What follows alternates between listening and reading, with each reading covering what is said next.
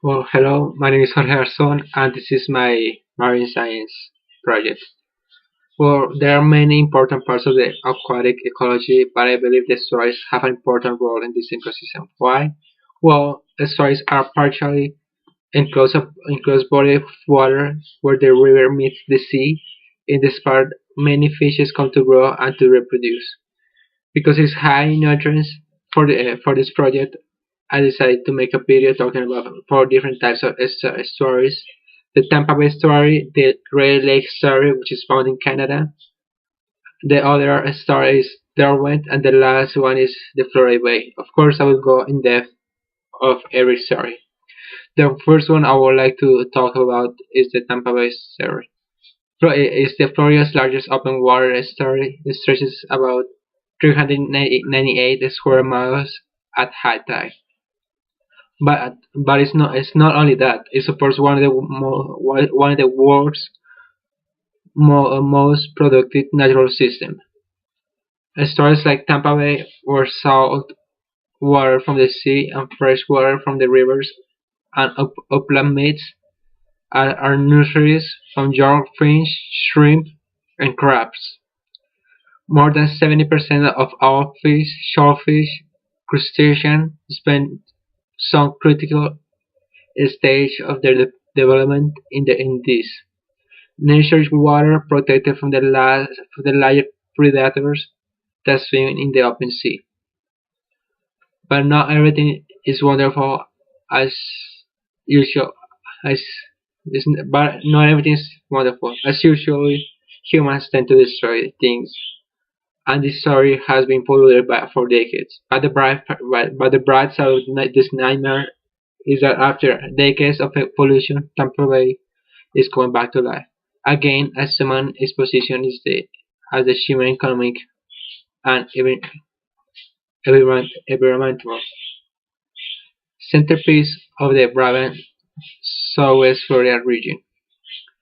The next story I would like to talk about is the Great Lakes, but specifically about its fishery, but not in the good sense.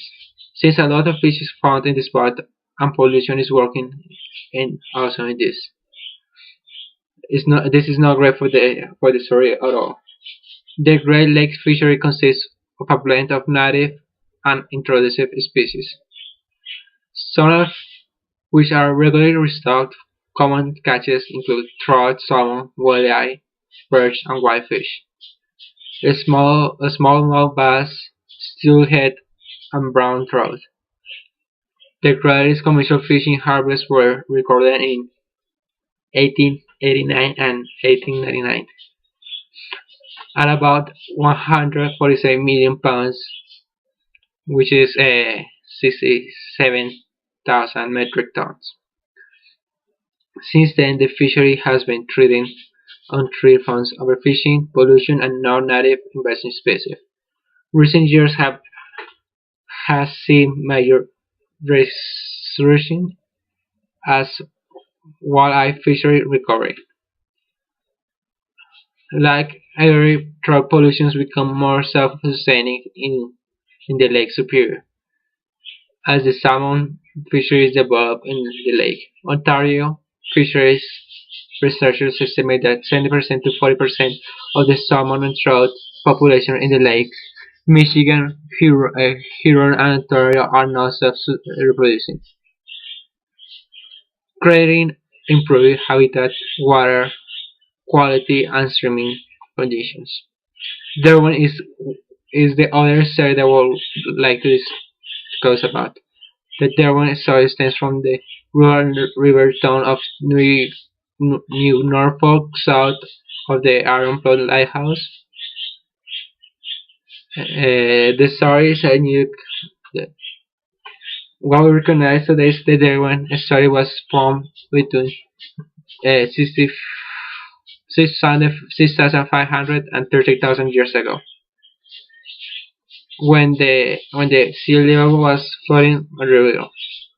After all this journey, but not on least, I would like to talk about my own Florida story. It's placed by more than 200 tiny mangrove ring keys. It costs more than 850 850 square miles between southern tip of Florida and the Florida Keys. It provides home to the American cockle, bottleneck dolphins, sea turtles, and many other species. Thank you for your time. I hope you enjoyed this presentation. Jorge Razon, second out.